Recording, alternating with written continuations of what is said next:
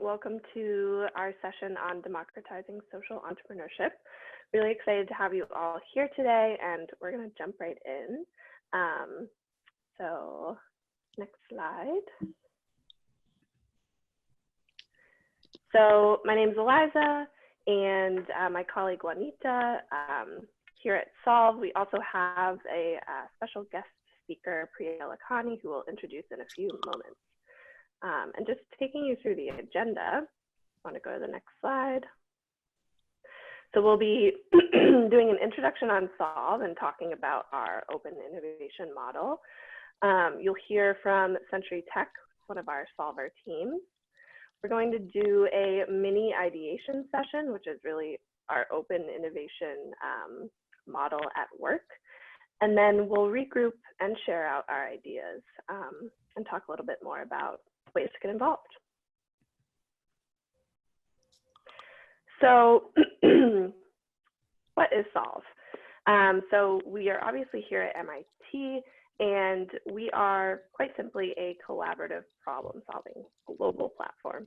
So President Rife at MIT has said in the past that everybody should have a place at the problem-solving table. We want to make sure that all of the great ideas, all of the talent and ingenuity that exists around the world have the opportunity to really take those ideas forward.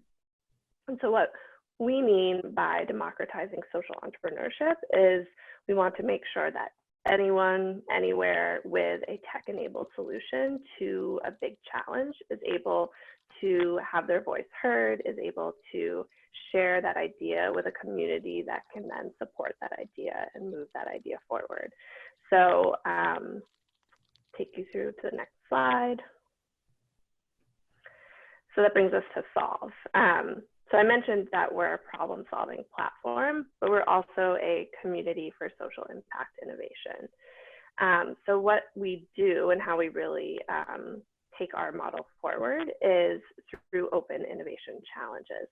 So we put out challenges each year focused around health, learning, economic prosperity, and sustainability.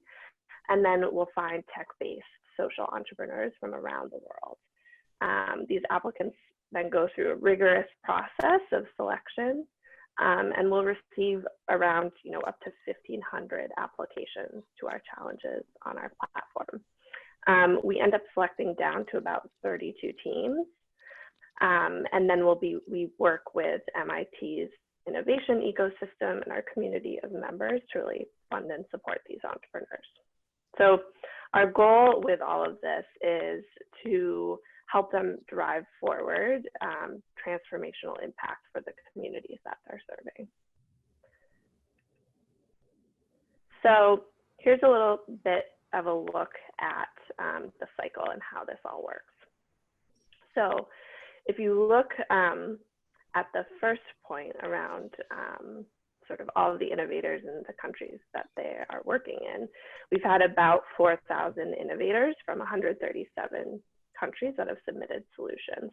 And so if you actually visit the Solve platform, you can see that many of these solutions, they're all open. Anyone can read about them, can look through their solution. And anyone can comment, anyone can submit questions, can sort of vote and submit likes. So that's really a crucial component because we feel that, again, we want to make sure that these solutions are open for anyone to see and react to, and actually their votes do help to influence the decision-making process for which ones get selected. So, and then just wanted to note a bit of our impact there at the bottom. You can see that through this process, our community has really committed millions of funding and cultivated hundreds of partnerships for these social entrepreneurs. And getting to our Solver teams. So I love this slide because you can really see the breadth and diversity of our Solver teams. So us, this is really the key to democratizing social entrepreneurship, because we want to make sure that underrepresented founders and solution leaders and problem solvers are represented in this community and supported by our broader network. So I'm now without further ado, going to move on and introduce, actually I'll have Priya introduce herself, but just note that Priya is one of our solver teams that was selected in 2018 for the Teachers and Educators Challenge. And she is the founder and CEO of Century Tech, and really excited to have her here to talk a little bit more about her experience and her journey with Solve. Thank you so much, Eliza. Thank you so much for having me. Firstly, thanks to MIT Solve and also to Ashoka. It's really wonderful to be part of this. The first thing I actually want to say before I tell you a little bit about how we chose what we were going to solve and then what we've done since is actually, if any of you are innovative and want to, you know, during this time at home, think of new solutions that are affecting your particular sector, do apply to MIT Solve. It has been a fantastic program to be part of. Eliza and her team work tirelessly to support the solver teams that get through the program. So I encourage any of you to apply. There are small teams, one-man bands, all the way to large companies and large teams solving problems. So, you know, they are absolutely fantastic. So I encourage all of you to get involved if you can. So in terms of what we do, about 7 years ago, we were looking at education, and this was part of a government board that I was on, and the fact that two significant problems exist in education that we're all aware of, right, in the sector. And those are that we know that we still often deliver a one-size-fits-all education. We wanted to try and solve that because every student, every child deserves a differentiated education for their needs. We could also see that educators globally spend on average 60% of their time micro-marking, micro-assessing, and on admin. So educators don't often spend most of their time inspiring children, imparting knowledge of a subject they're really passionate about. And that's why in the UK, 81% of teachers consider quitting their jobs in the next 3 years. By 2030, we need 40,000 new teachers, a net gain of 40,000 new teachers. And there's no way that that's going to happen. Globally, we need 8.2 million more teachers. So we'll have growing pupil numbers in classrooms. We'll end up having falling teacher numbers, and we need to solve these problems. And they're huge problems. With COVID-19, what we've also seen is that in a crisis, when we can't rely on face-to-face support, actually, you know, adoption of technology in education has been really slow. How can we leverage the most advanced technology that we use on our mobile phones for shopping, for trading on the Forex markets, for going on holiday? How can we use that in education? So we decided about 7 years ago that we wanted to take that complex technology and see how it actually can solve problems. And this is coming from a problem-oriented approach rather than how can we just put technology into education.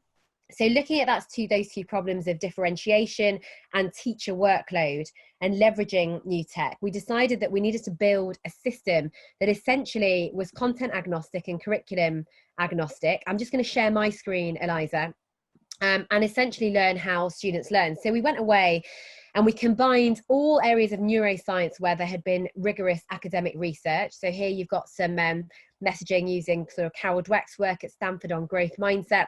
And we created a piece of technology that tracks every single movement that a student makes and essentially learns how you behave. So when Rosalind, the student here, logs in, this machine's going to, using big data analytics, learn how every student learns based on their focus levels, effort levels, memory function, knowledge, skill set, etc. And it's going to provide a completely personalized recommended pathway to the student. This is therefore removing the one-size-fits-all delivery of education. And because it's a system that can be hosted in any language, have any content, so it's in Arabic now, it's in Dutch, it's in English, Estonian, it's being translated into all sorts of languages. It takes about a day to translate the whole system into a language. Essentially, I think it's struggling with my video bandwidth at the moment because there we go. So a student can come in and essentially learn any content, videos, slideshows, podcasts, and they can receive the learning content and then be constantly informatively assessed on the content. The difference between this system and other systems out there in the world is because we track every movement and your behavior, it knows if you're guessing, it knows if you're hesitating, it knows if you're skipping. So if you're struggling in the sciences, it's the sort of machine that can then learn. It's because actually you can't calculate equations in math. And then it will give the math to the child to fix the issue in the sciences. And so that differentiates this sort of system from the usual online systems that you see. to solve the teacher issue, because I believe fundamentally that the most important person in the classroom, we always say, is the child, but the most powerful person in the classroom is the teacher. And right now, I taught for 2 years, but I still think we really actually downplay the skills of teachers. And actually what's, in a sense, a good thing about this crisis is that every parent in the world is now fully understanding how hard a teacher's job is while they're homeschooling their own child. And so here we want to empower the teacher. So instead of a teacher marking and assessing, etc., a teacher can just pop into Century, having, you know, the children have learned on it, and at the touch of a button, you can see straight away which kids need support. This is a use of big data analytics. So if the students have been skipping or guessing, etc., which you can do on any other platform and it won't recognize that, this machine will actually be able to pinpoint that. And then the teacher can go in and actually look at really, really great analytics in terms of students. So if you're struggling with a particular child, you know, parents can see this about their child through the parent portal, and the child can see this data about himself or herself.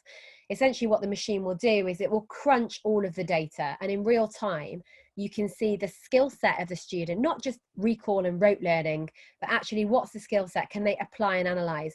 And then big data analytics, through tracking every mouse movement of a child from Singapore to Texas to Somerset in the United Kingdom, it will analyze what should this child learn next, what can they focus on essentially to do better. And then if you want, it's sort of death by data, right? It kind of gives you all the analytics that you need, etc. And this is really to try and remove the time a teacher spends marking and assessing, etc., to ensure that we leverage the teacher's power to actually make that one-to-one interaction between a human, the teacher, and the human child really powerful, rather than the teacher sitting there just trying to understand, you know, what's going on. And then there's obvious functionality that we've built in, which I won't go into because it's not as exciting, but you know, when you're doing assignments and tasks and things like that. So essentially that's what we built, right? And it took about 2.5 years to build the AI, because to build an artificially intelligent platform underpinned with neuroscience and learning science, it takes a long time. AI is used as a marketing term by 40% of companies that use it. It costs millions of pounds and years to build. With engineers, but our AI went live about 3 years ago, and it's been in the market for 5 years in total in terms of tracking and learning data. We have we work with governments, so we have the federal contract for example, the UAE. We've got a contract in Belgium, and we work with governments for statewide systems. And the reason that's important to us is this was founded with social impact at its heart. So I'm a social impact founder. My previous company was a food company, where we used to use all the proceeds to provide vaccines, build schools, and give hot meals to homeless people in India and Africa.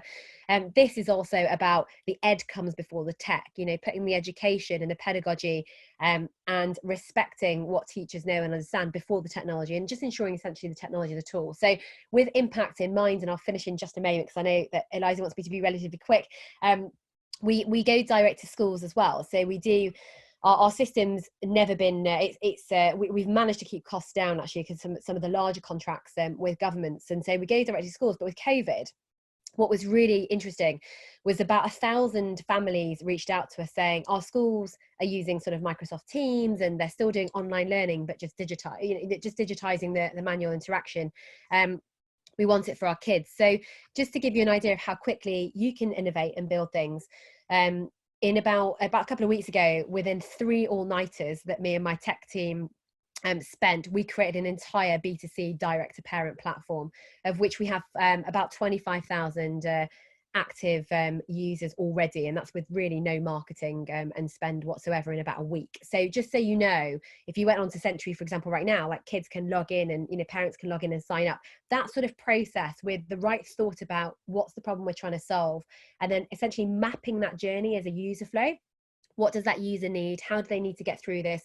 How will the technology or whatever tool solve their problem? By doing that end-to-end thought process, which can take a few hours, half a day, and not getting too tied up with paralysis over analysis, right? You've got to just put stuff out there and see how it works.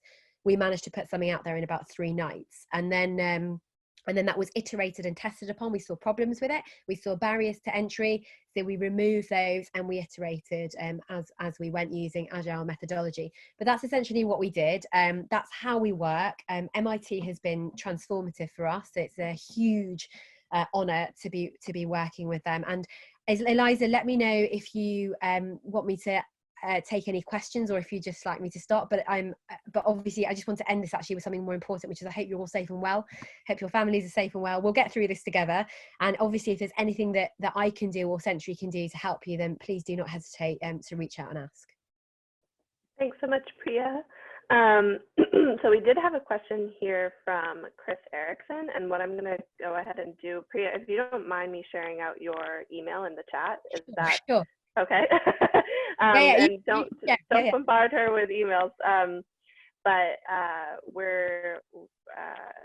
I think this question about data privacy and data sharing probably would be a longer question. But thank you so much, Priya. And we're going to quickly move ahead because I know we only have a limited amount of time. So Juanita, if you want, awesome. So really quick, wanted to share that we have some global challenges that we are addressing now in 2020. So one is focused on maternal and newborn health. One is focused on good jobs and inclusive entrepreneurship.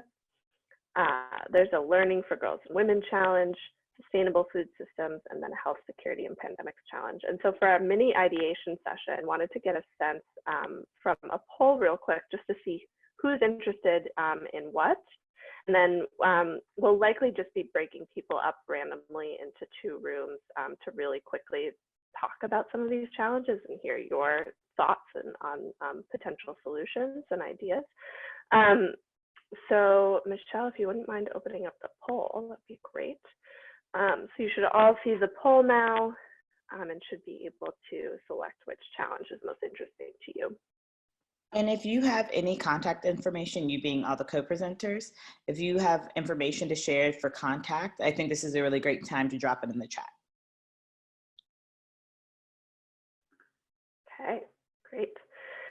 It looks like learning for girls and women and good jobs and inclusive entrepreneurship are sort of the, the winners here. So we're gonna go ahead and break out into the two rooms. I'll focus on learning for girls and women, and Juanita will be focused on good jobs and inclusive entrepreneurship.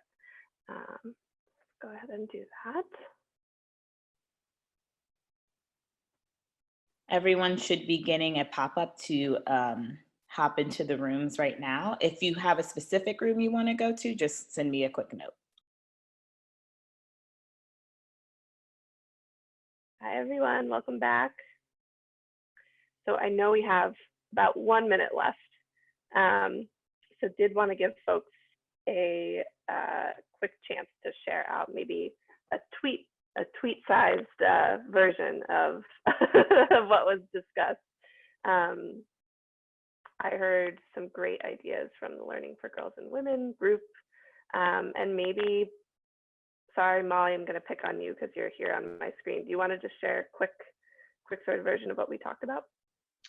Sure. Yeah, there was, I think the last thing that was mentioned that I thought was really great was support for mental health and wellness that Ken was bringing up.